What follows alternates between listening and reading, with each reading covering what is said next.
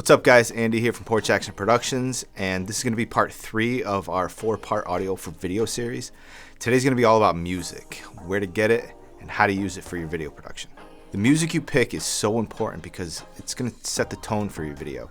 It's also going to pull the viewer into your story, and it's going to signal to them how they should be feeling. Now, there needs to be continuity between what they see and what they hear. You don't see too many murder mysteries have an upbeat, happy soundtrack. The same thing applies to business videos. Take, for example, your explainer video. That's where you're trying to get people to know, like, and trust you. You wouldn't want to use a song with a dark, ominous tone to it. You want the song to evoke a feeling that you want them to feel.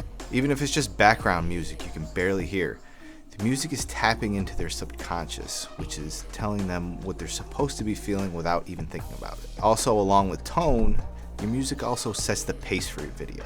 Fast song, fast cuts. Slow song, slower cuts. Let's say you own a spa.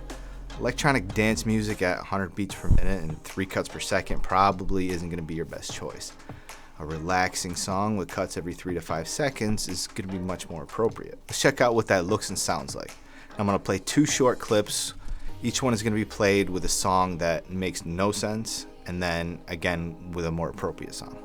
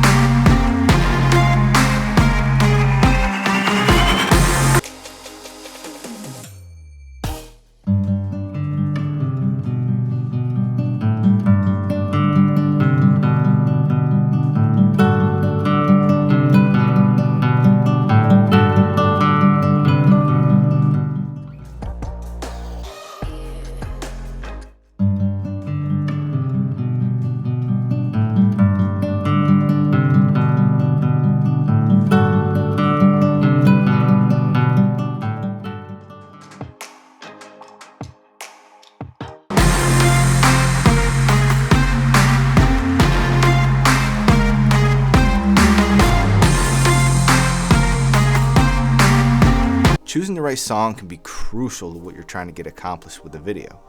Pick a song that's going to get them in the headspace that you want them to be in before you give them the information that you want to give them. Another thing you may notice with the clips I just showed you is the cuts were all made at the beats of the song. That not only looks more professional, it also makes sense to your brain to see and hear that connection.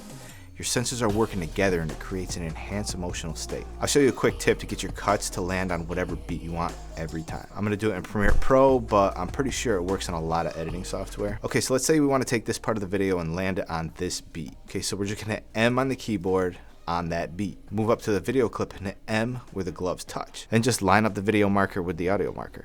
Same thing if you have a bunch of cuts, just go through and hit M on all the beats you want the cuts to land on. Okay, now we understand how to use music for a video.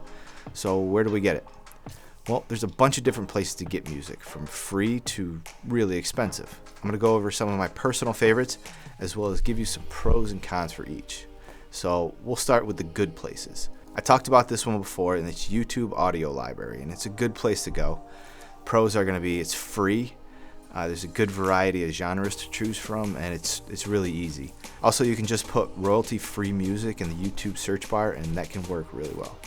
Some of the cons are you're not going to get the best music, and it can take a really long time to find a good song. A better option is going to be one of the many subscription services there are out there. 3 I use are going to be Artlist, Epidemic Sound, and Soundstripe. I'll go through them quick here from least favorite to favorite. All right, starting with my least favorite of the 3, that's going to be Epidemic Sound.